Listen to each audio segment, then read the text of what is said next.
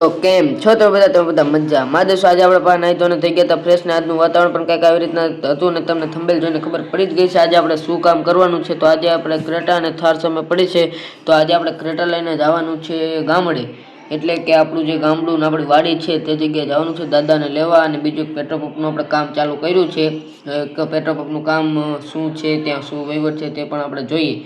તો ચાલો હવે આપણે અહીંયા જઈએ. અને હું તમને એક વાત કહેવા જતો હતો કે ક્રેટા અને થાર તમે વિચારતા હશો આ બધું આવે છે ક્યાંથી, તો એક આપણો બિઝનેસ છે જે આ વિડીયોમાં 100 વ્યૂ થશે એટલે તે આપણે બિઝનેસ રિવીલ કરીશું અને તમને કહેશું આ એક આપણો બિઝનેસ છે જેના લીધે આપણે આ ક્રેટા અને થાર ને એ બધું આવે છે. તો હવે આપણે જઈએ પેટ્રોલ પંપ અથવા ગામડે જઈએ. તો જલ્દીથી જલ્દી 100 વ્યૂ કરાવી નાખો એટલે આપણે આપણો બિઝનેસ રિવીલ કરી દઈએ. અને હવે આપણે જઈએ સિટી તરફ, અને સિટીમાં જઈએ અને તમને પોગી અને સબસ્ક્રાઇબ લાઇક શેર કરવાનું ભાઈ ભૂલતા નહીં હો ભાઈ. અને આપણે હવે પહોંચી ગયા છીએ સિટીમાં. અને હવે આપણે જવાનું છે ઓફિસે, કારણ કે આપણે થોડુંક ઓફિસે કામ છે. અહીંયાથી ઓફિસે કામ પતાવીને આપણે જવાનું છે ગામડે ક્રેટા લઈને. દાદાને પણ લેવાના છે તે દાદાને પણ લેતા આવી, 3-4 દિવસથી ગામડે હતા. તો હવે આપણે આ ઓફિસ આવી ગઈ છે, તમને બધાને ખબર છે આ ઓફિસ છે આપણા બધા આગલા એપિસોડમાં. આજ આપણી ઓફિસ છે. તો આ અને તમે જો આ નવો યુટ્યુબ નવો વિડીયો તમે જોયો હોય તો આગળના વિડીયો બધા જોઈ આવજો. અને હવે આપણે ઉતરી ગયા છીએ ને હવે આપણે અહીં ઓફિસે થોડું કામ છે તે કામ પતાવીને હવે પાછા આપણે ક્રેટામાં બેસી ગયા છીએ. ને હવે આપણે જવાનું છે ગામડે. તો હવે આપણે ગામડે જઈએ અને ત્યાં સુધી જોતા રહો. અને હવે આપણે ગામડે તરફ ચાલીએ.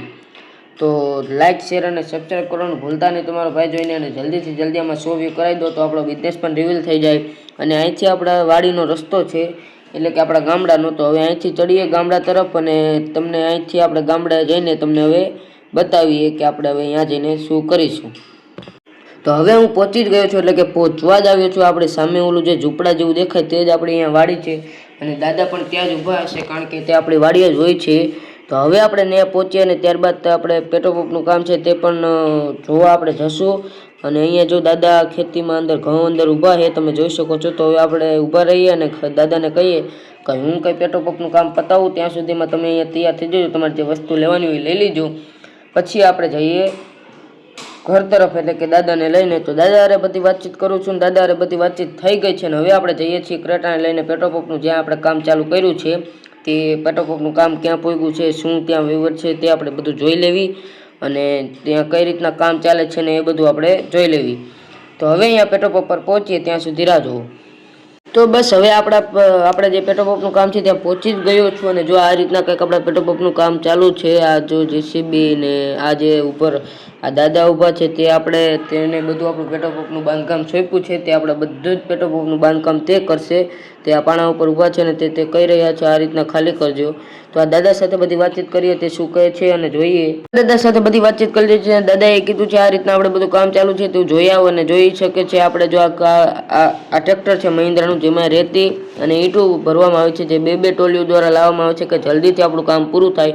અને આમાં પાણા અને સિમેન્ટ ભરીને આવવા છે, જેમાં જેસીબી અહીં પાણા ખાલી કરી રહી છે, જેમાં થોડાક પાણા ખાલી થઈ ગયા છે અને થોડાક બાકી છે.